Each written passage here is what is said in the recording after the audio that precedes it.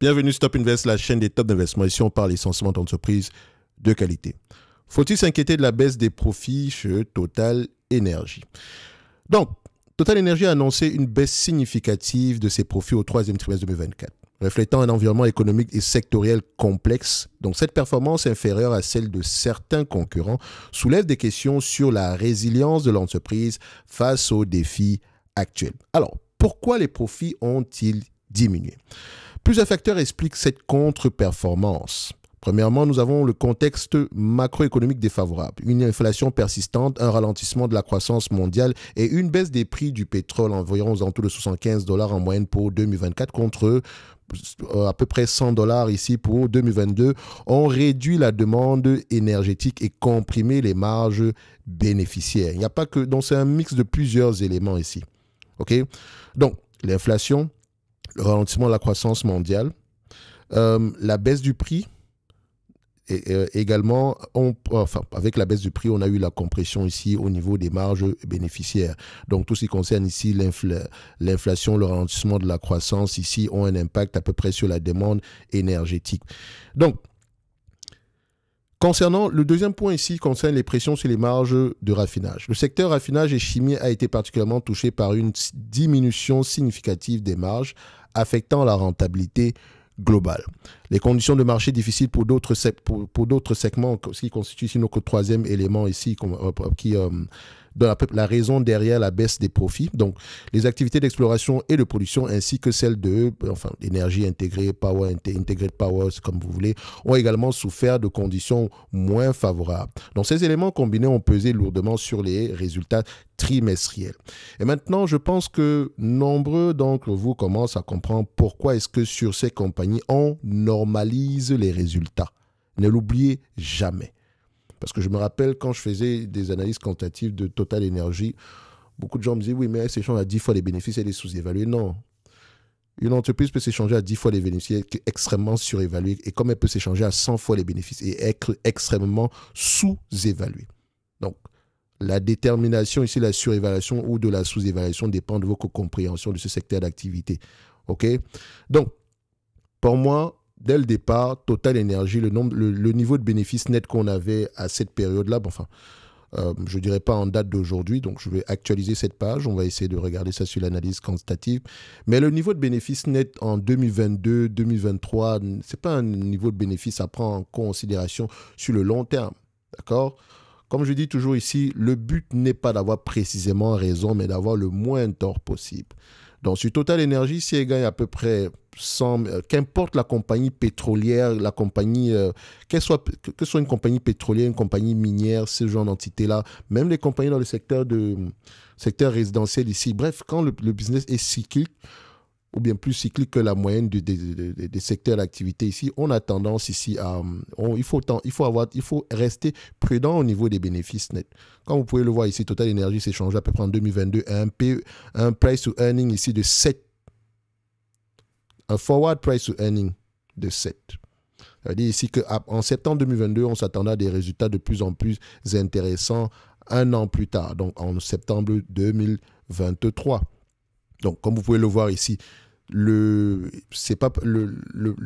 multiple en question a plutôt augmenté, alors que le prix n'a vraiment pas, grosso modo, il n'a vraiment pas changé plus que ça.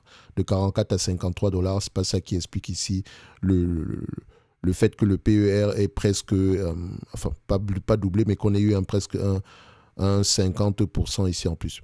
Bref, ce n'est pas la seule raison. Donc, il y a également ici la compression au niveau des bénéfices nets ou bien la stagnation de ces bénéfices nets-là. Donc, comme vous pouvez le voir ici, on a plutôt une stagnation. Mais de manière générale, vous devez retenir que quand on prend une compagnie cyclique, une compagnie pétrolière, je normalise les résultats. Je m'en fous de savoir combien est-ce qu'elle gagne aujourd'hui. Pas je dis je m'en fous, mais le premier élément que je vais avoir tendance à regarder, c'est est-ce qu'elle est capable de rapporter la même chose demain? Et donc, je dois comprendre quelles sont les conditions qui soutiennent à peu près les revenus actuels. Oh, augmentation du prix de la commodité, est-ce que c'est durable? C'est la question que je dois me poser. Deuxièmement, ici, si c'est une augmentation des volumes, et que le prix de la commodité reste à peu près un prix moyen sur les 5-10 dernières années, on va se dire que c'est assez correct, il y a de fortes chances que ça dure. Mais quand vous regardez Total Energy en profondeur, et je l'ai déjà dit plusieurs fois, la production, c'est pas comme si elle augmentait, elle est plutôt stagnante sur les dernières années. Ok, je pense qu'on a même connu plus élevé que ça, mais ça reste un business qui a des coûts de production les plus bas, qui a quand même des coûts de production très bas, de telle sorte que même avec une production qui n'augmente pas énormément, elle a tendance à dégager des bénéfices nets de plus en plus élevés. Bref, j'ai déjà parlé de ce secteur d'activité et j'en parle également en profondeur ici dans le programme d'accompagnement. De toute façon, on en parlera tout à l'heure. Je reviens ici sur notre note d'analyse. Je rappelle que les notes d'analyse sont basées sur ma lecture des rapports financiers, mon écoute des conférences calls. Ce n'est que mon avis, d'accord? Et vous pouvez avoir un avis complètement différent. Je respecte cela. Mon but ici n'est pas de vous convaincre à acheter une compagnie ou quoi que ce soit. Je partage mon point de vue et ça s'arrête là. Point barre. Donc, alors, on va faire ça. Donc, concernant ici, comment Total Energy prévoit-elle de rebondir? Malgré ces défis, Total Energy mise sur plusieurs leviers pour améliorer ses performances au 4e trimestre ou bien les trimestres suivants. Okay? La production en upstream. Enfin, on planche ici sur une production stable ici en upstream avec la mise en service de nouveaux projets comme le champ pétrolier d'Ikike au Nigeria devrait soutenir la production. Deuxièmement, nous avons la hausse attendue des prix du GNL. Une demande accrue en Asie et une offre limitée sur le marché pourrait stimuler les revenus dans ce segment clé. Et vous savez que Total Energy produit énormément. Ensuite, ici, vous avez l'amélioration des marges de raffinage si tout se passe bien. Donc, une reprise modérée est anticipée dans ce domaine. On n'aura peut-être pas les marges de raffinage ici qu'on a connues en 2022, je pense 2022 ou 2021, mais bref, cette période-là. Donc, quelque chose de moins élevé que ça, mais toujours assez correct.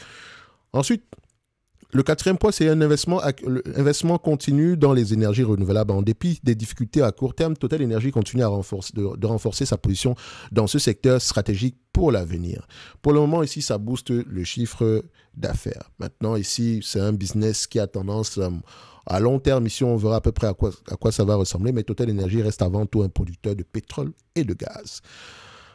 Quels sont donc les atouts de Total Energy pour l'avenir? Parce que ce qui se passe présentement est complètement normal pour une compagnie cyclique.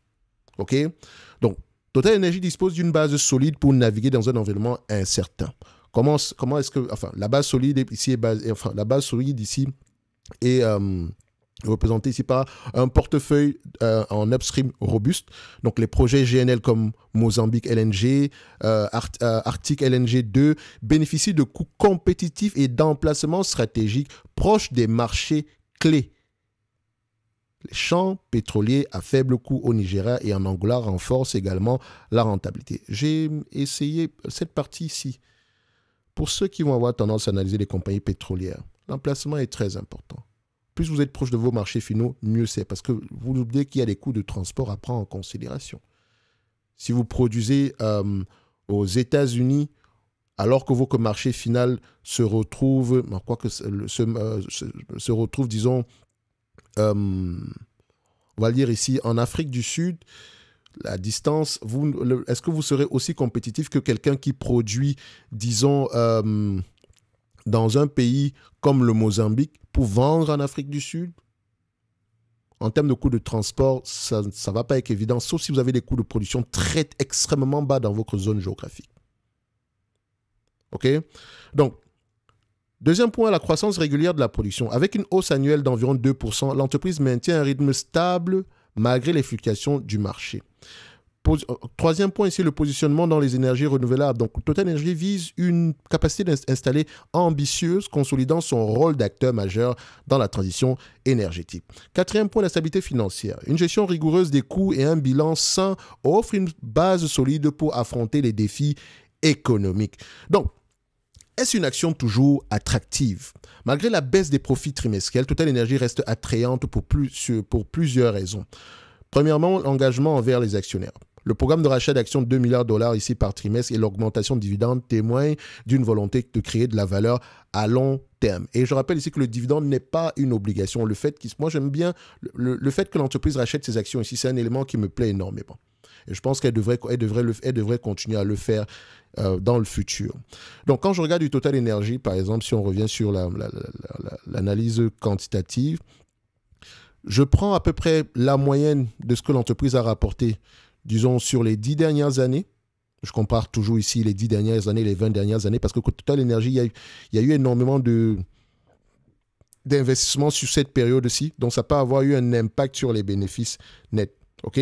Dans les 10 dernières années, on a à peu près, disons, 9 milliards par là. Les 5 dernières années, c'est à peu près 16 milliards. Les 20 dernières années, c'est 12 milliards. Si je me situe ici aux alentours de 9 milliards de bénéfices nets, on me demande de payer en date d'aujourd'hui 120 milliards, un business qui pourrait me rapporter 9 milliards en moyenne par an, soit un rendement sur coût de 7,5%. Donc, quand je regarde Total Energy par rapport au dividende qu'elle verse, je veux absolument que le dividende en question soit aux alentours ici, en dessous des 10 milliards, en dessous des 9 milliards. Ici, je remarque qu'il est plutôt aux alentours ici, disons des 8 milliards par là. Donc, il reste à peu près 1 milliard de différence ici pour racheter des actions, repayer la dette, etc. Mais n'oublions pas qu'elle a fait beaucoup d'argent ces derniers trimestres ici.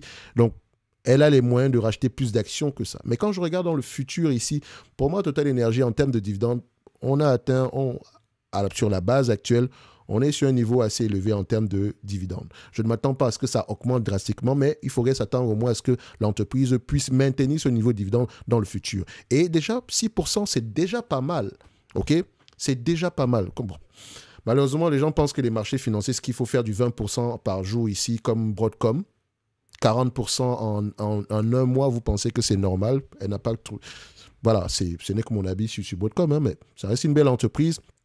Mais rappelez-vous, quand l'entreprise en question poireautait en dessous des 15 fois les bénéfices il y a un certain temps. Maintenant, d'aucuns veulent l'acheter à 25 fois les bénéfices ou bien plus que ça parce qu'on parle d'intelligence artificielle. Bref, revenons ici sur Total Energy. Donc, concernant Total Energy, c'est à peu près ce que moi je vois. Donc, pour quelqu'un qui a du Total Energy en dessous des 60 dollars, 60 euros, 65 euros par là, ce n'est pas un problème selon moi. OK? Ce n'est pas un réel problème. Attention. En normalisant les résultats ici, j'ai oublié de mettre à peu près de convertir ces résultats parce qu'ils sont en dollars américains. Total publié en dollars américains. Pourtant, le prix de l'action ici en dollars et en euros.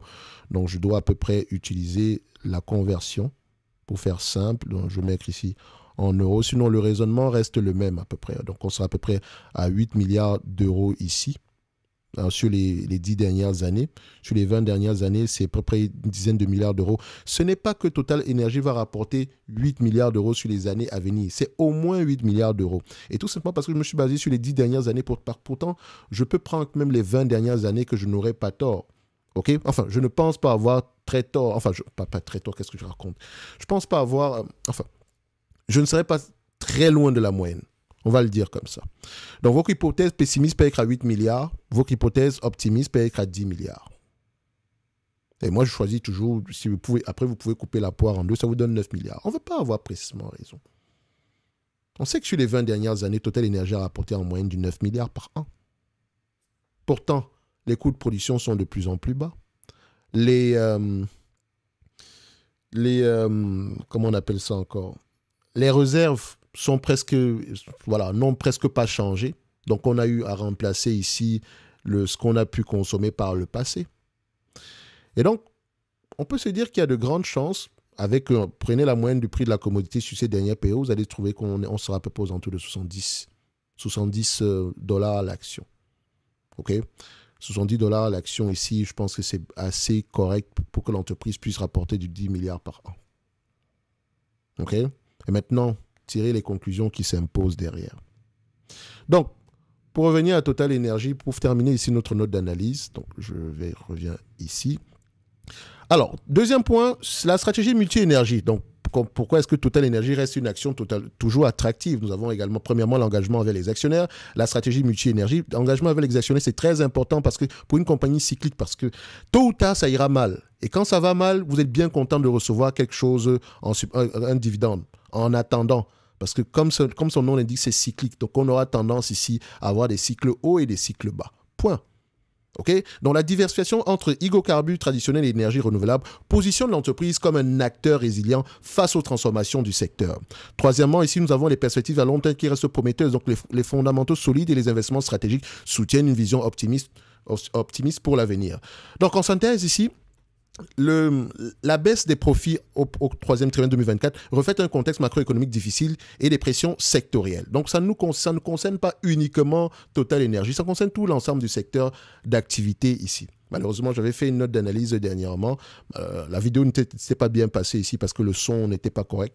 Mais j'en parlais déjà par rapport aux notes de raffinement. Mais de toute façon, il y en aura une autre ici. Donc, c'est l'occasion pour moi ici de vous encourager à vous abonner à la Top Newsletter parce que je partage uniquement, généralement, ce genre d'éléments-là à ce niveau-là. Donc, vous avez la Top Newsletter et en description de la vidéo également, vous avez le service Top Premium où je partage généralement ici des notes d'analyse sur des entreprises qui, moi, m'intéressent. D'accord? Si une entreprise m'intéresse, je lis les rapports financiers, j'écoute les conférences call et je fais une petite note ici. Tout simplement parce que je pense que l'entreprise est sous-évaluée. Je vous donne mes arguments ici.